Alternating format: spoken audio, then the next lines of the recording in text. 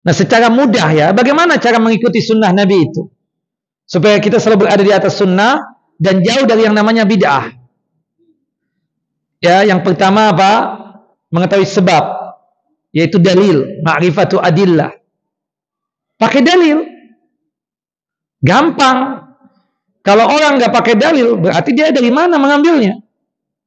Dalilnya dari mana, Ustaz? Dari Quran dan Sunnah Nabi SAW yang kemudian dijelaskan oleh para ulama. Seperti itu.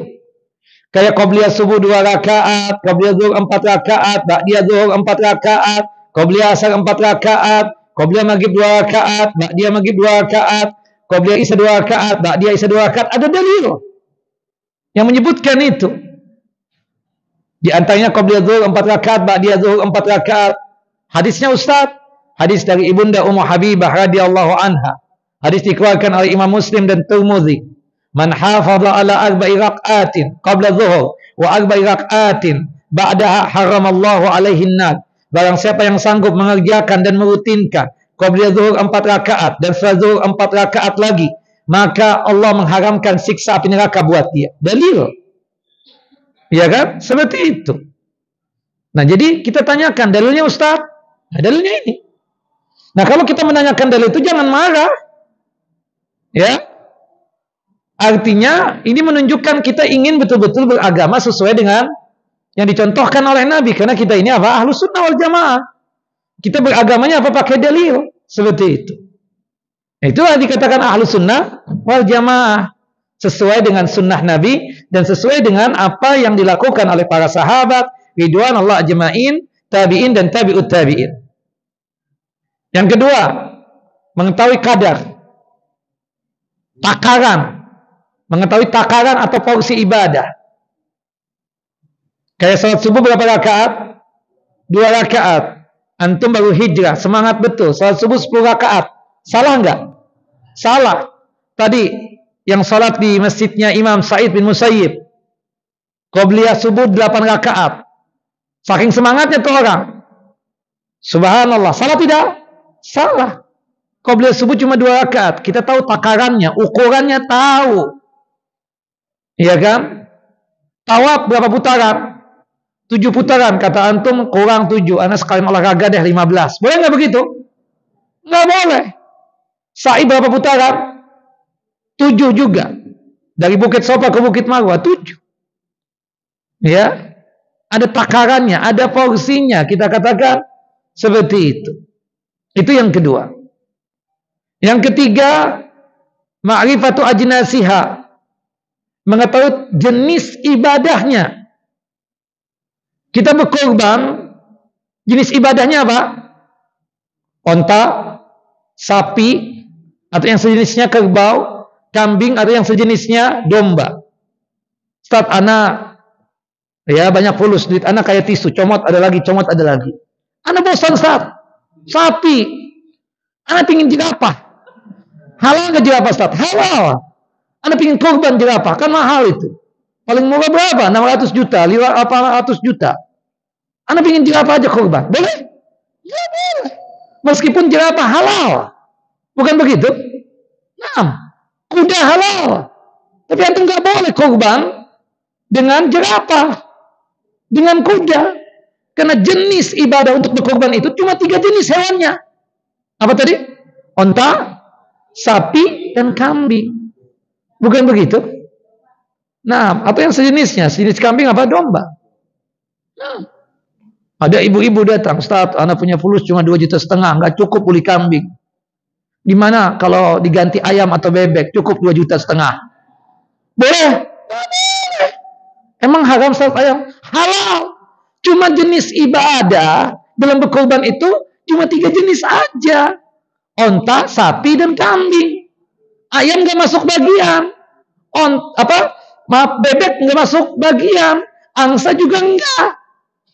Jadi ibu berhubung punya uangnya cuma 2,5 juta, berarti nggak wajib korban.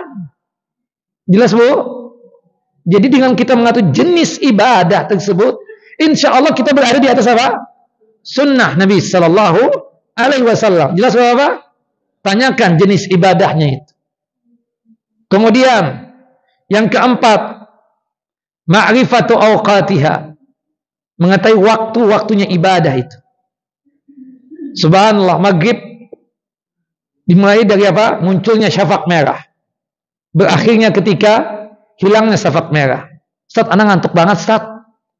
Anak pingin maghrib sekarang aja deh, sekalian tidur. Tolong jangan dibangunkan ya. Boleh nggak, Pak? Belum waktunya. Antum salat apa 3 rakaat tadi? Salat maghrib. Belum ada maghrib.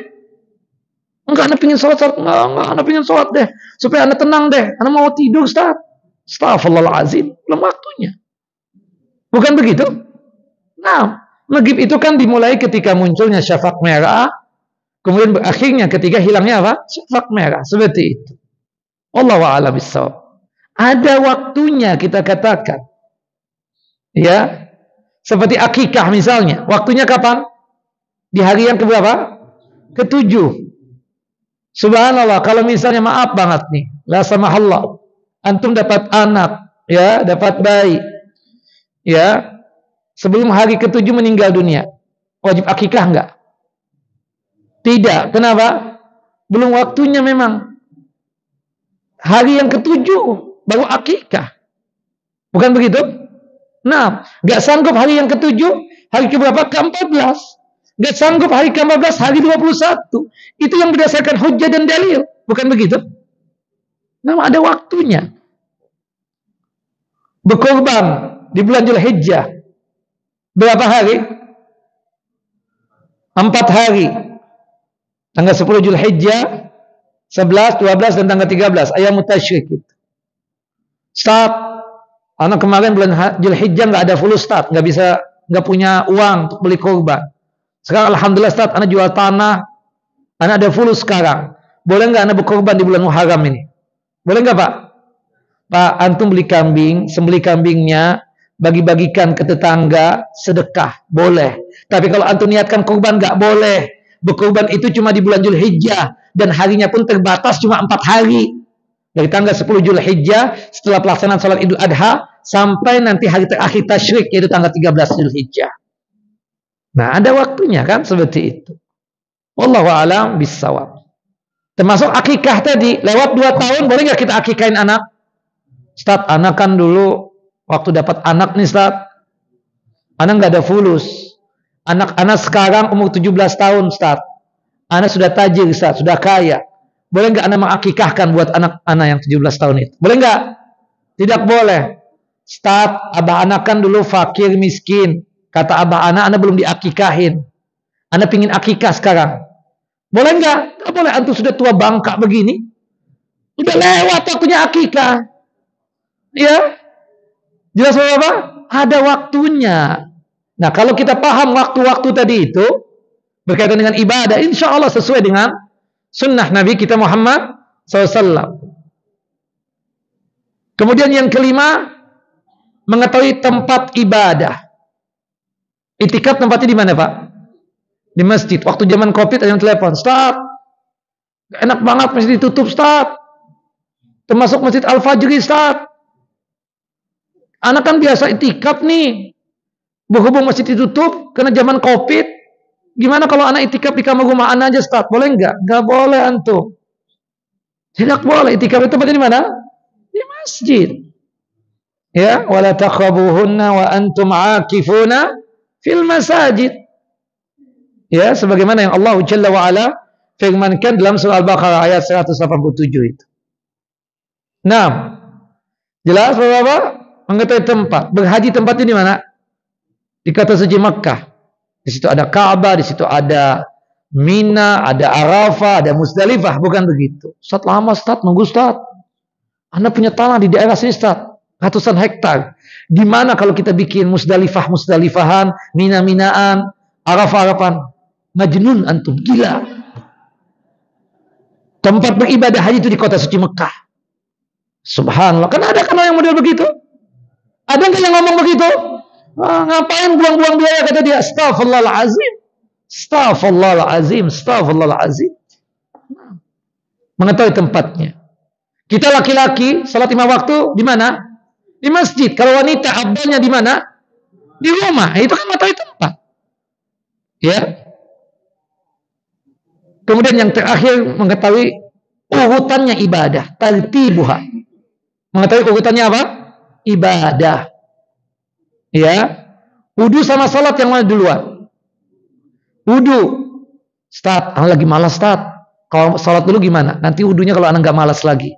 Anak malas kesana becek start. Allahu Akbar, antum ya Allah. Offset benar-benar. Iya kan? Syarat-syaratnya ibadah salat itu harus ada wudu. Nah. Tawaf sama sa'i yang mana duluan? Tawaf kan baru sa'i. Ada ibu-ibu, saat kan katanya kalau sa'i itu kan nggak apa-apa kalau nggak suci, ya. Kita lagi haid nih, Ustaz. Ya gimana kalau kita sa'i tahallul baru nanti kalau suci baru tawaf? Bu, nggak boleh. Ibu tunggu dulu sampai suci, ibu mandi, kemudian lanjutkan tawaf, salat sunat tawaf, sa'i baru tahallul. Ya, itu tertibnya begitu. Wallahu a'lam bishawab.